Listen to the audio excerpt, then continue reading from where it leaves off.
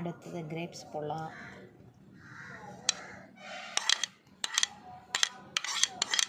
அடுத்தது ஆனியன் போடலாம். விருப்பப்பட்ட ஆனியன் போடலாம், பட்டு எனக்கு ரொம்ப பிடிக்கும், அதனால் ஆனியன் போடுறேன் ஃப்ரூட்ஸோடு சேர்த்து. கேரட்,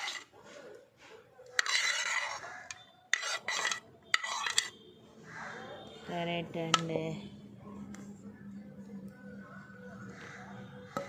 உலர் திராட்சை, அடுத்து இது போமோகிரானட். இது ரொம்ப எவ்வளோ நாளும் சாப்பிடலாம், அவ்வளோக்கு அவ்வளோ ரத்தத்தை வந்து இம்யூனிட்டி ஸோ ப்ளட்டு வந்து நல்ல இல்லாதவங்களுக்கு நல்ல சாப்பிடும்போது நல்ல ப்ளட்டு நல்ல இன்க்ரீஸ் ஆகும்.